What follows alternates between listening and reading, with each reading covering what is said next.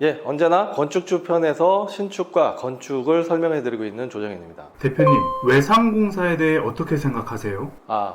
외상공사, 이 공사비 후불에 대해서 어떻게 생각을 하냐고 질문하셨는데 2, 3년 전부터 이상하게 공사비 후불에 대해서 외상공사에 대해서 어떻게 생각하냐고 또 상담을 오시는 분들이 꽤 많아졌어요. 사실은 이제 어떻게 생각하냐가 궁금한 게 아니고 만약에 외상공사를 하게 되면 이게 위험한지 아닌지 이런 것들이 궁금하신 거겠죠. 그럼 과연 공사비 후불, 일반적으로 얘기하는 외상공사라는 게 도대체 뭘까요? 말 그대로 외상공사라는 게 공사비의 일부를 준공하고 나서 공사 준공하고 나서 임차인이 들어오게 되면 임차인으로부터 보증금을 받아서 공사비 잔금을 준다라는 것인데, 원래는 공사비에 대한 잔금은 이 사용 승인을 받으면 공사 준공, 사용 승인을 받게 되면 잔금을 주는 것이 일반적인데, 조금 시기를 늦춰서 공사 사용 승인이 나고 나서 등기를 치고 등기 난 이후에 보증금까지 받은 다음에 그 다음에 공사 잔금을 준다라는 게 이 외상공사, 공사비 후불의 기본 골자입니다. 통상적으로는 예를 들어서 공사비가 10억 원이라고 하게 되면 이제 계약금을 내고 기성금, 1회 기성, 2회 기성, 3회 기성 이렇게 공사가 진행되는 거에 따라서 공사비를 지급을 하게 되는데, 이 통상적으로 준공기성,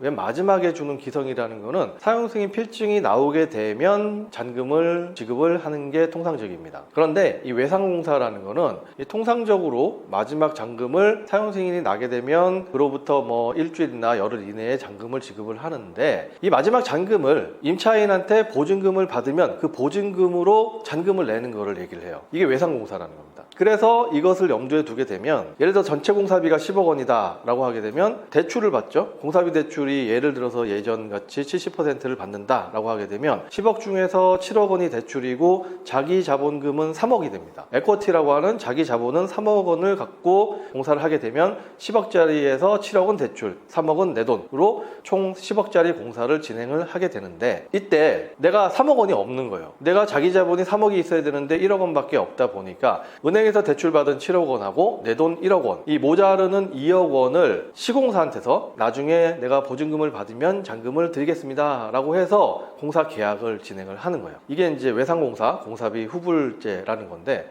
외상공사 하는 경우가 종종 있나요?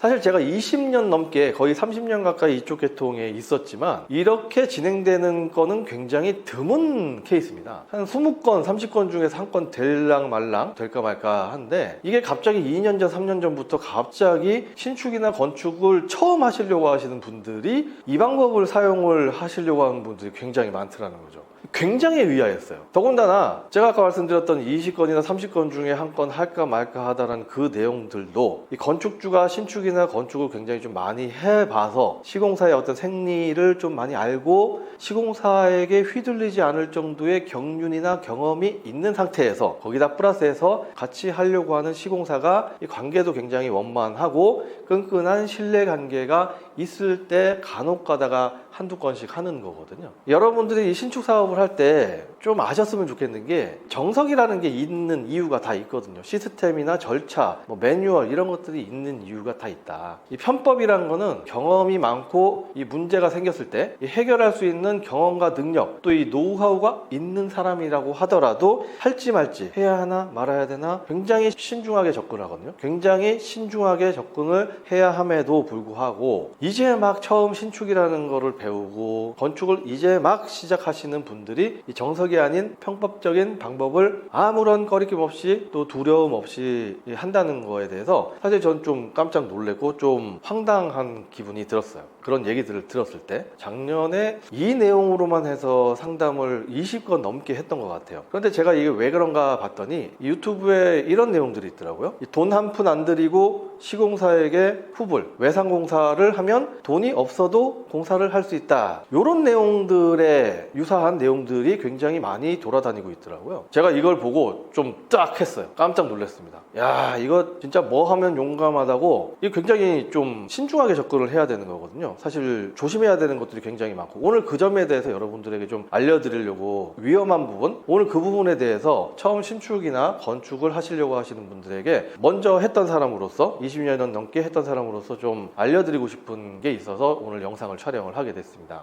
자, 여러분, 과연 이 외상공사, 공사비 후불로 외상공사를 하게 되면 누가 좋을까요? 여러분들 건축주들이 좋을까요? 이 천만의 말씀입니다. 이 외상공사, 공사비 후불을 하게 되면 여러분들 건축주보다 시공사 사장님이 100배, 1000배 훨씬 더 좋은 겁니다. 다들 반대로 알고 계세요. 건축주들에게 더 유리한 거라고 생각을 하시는데 완전히 반대로 알고 계시는 겁니다. 다시 얘기하면 이 외상공사를 하는 거는 여러분들 건축주에게는 최악의 선택이다 라고 단언적으로 말씀을 드릴 수가 있습니다. 자, 지금부터 그 이유에 대해서 차근차근히 여러분들에게 설명을 드리도록 하겠습니다. 자, 건축주에게는 최악이고 시공사 사장님에게는 최선의 선택인 외상공사, 그 이유가 뭘까요? 자, 이유 첫 번째는 이렇게 계약을 하고 나면 완벽하게 여러분들 건축주들은 시공사 사장님들에게 찍소리도 못하게 되는 거죠. 이 공사 품질이 이렇게 되든 저렇게 되든 간에 공사 기간이 뭐 고무줄처럼 이렇게 늘어나더라도 여러분들이 생각한 것 같은 그런 건물의 형태가 안 나와도 여러분들은 말 한마디 못합니다. 공사를 하는 내내 시공사 사장님한테 질질질 끌려다니게 되죠. 제가 이런 경우를 굉장히 많이 봤어요. 그리고 두 번째는, 이건 좀 현실적인 문제인데, 대출해준 은행이 먼저냐 아니면 시공사의 잔금이 먼저냐, 요런 딜레마에 빠지게 됩니다. 이 준공을 하고 나서 처음 임차인이 들어와서 보증금을 내는 거에 대해서는, 이 보증금에 대해서 눈 빠지게 기다리고 있는 거는 여러분들 같은 건축주뿐만이 아니거든요. 외상공사를 만약에 했다라고 하게 되면 이 시공사 사장님도 눈 빠지게 기다리고 있을 건데, 사실은 그 첫 번째, 두 번째의 보증금의 주인은 사실은 돈을 빌려준 은행이에요. 은행도 이 공사비 대출을 해주고 나서 이 공사비 대출 금액을 이 사람이 도대체 언제 갚을까 하면서 노심초사 그 생각을 하고 있거든요. 그래서 첫 번째 보증금이나 두 번째 보증금이 딱 들어오게 되면 자기 은행에 대출 빌린 거를 갚기를 기다리고 있단 말이에요. 그런데 첫 번째 보증금, 두 번째 보증금을 자기 은행 대출 갚는데 안 쓰고 엉뚱한데 시공사 잔금으로 가버리고 자기는 한 푼도 못 받으니까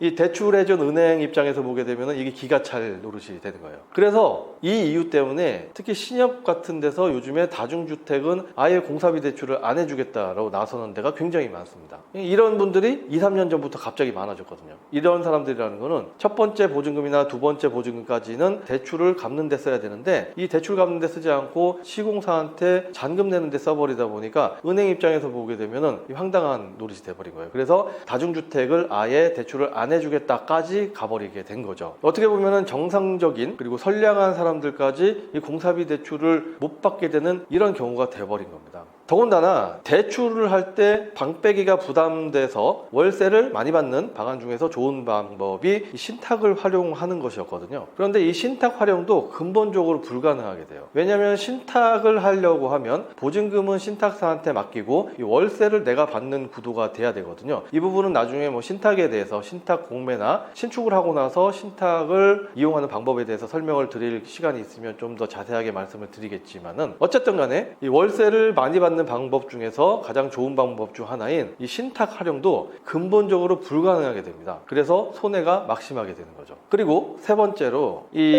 공사를 하는 중간에 공사비라든가 공사 기간이 늘어나게 돼도 이 시공사한테 찍소리를 못 하게 돼요. 이 외상공사를 뭐 2억 3억을 지금 해주고 있으니까 거기에다 대고 뭐라고 할 수가 없는 거예요. 그야말로 이 호구가 되는 게 시간 문제가 됩니다. 그리고 본인이 외상을 했다는 그 생각 때문에 계속 시공사 사장님한테 고맙습니다, 고맙습니다 이렇게 인사까지 하게 되는 거죠. 외상공사가 시공사에 유리한가요? 시공사 사장님 입장에서 보게 되면 과연 무엇이 좋을까요? 여러분들이 모르는 이 외상공사에서 시공사 사장님이 좋은 점, 가장 좋은 게 이제 수주예요, 수주. 이제 외상으로 공사를 해준다고 하니까 돈이 좀 모자르는 건축주분들이 다른 곳에는 계약을 할 수가 없어요. 그러다 보니까 다른 곳보다 조금 몇천만 원 정도가 더 비싸다고 하더라도 계약을 하게 됩니다. 그런데 시공사 사장님 입장에서 보게 되면 이 10억짜리 공사일 경우에 뭐 하도급 업체들이나 협력업체들한테 줄 돈이 한 9억 정도 되거든요. 되거든요. 마진율이 한 10% 정도 되기 때문에 9억이 원가가 되는 거예요. 하도급업체나 협력업체들한테 줄 돈이 9억 원이다. 그러면 전체 공사금액 10억 중에서 1억은 자기 이윤이 되는 거죠. 9억은 먼저 기성으로 받아서 하도급업체들이나 뭐 협력사들 그리고 자재상들한테 돈을 주고 이 나머지 1억은 자기 이윤인데 이 이윤 이거 한두 달 정도 늦게 받아도 뭐 별 문제 없죠. 어차피 들어올 돈이니까.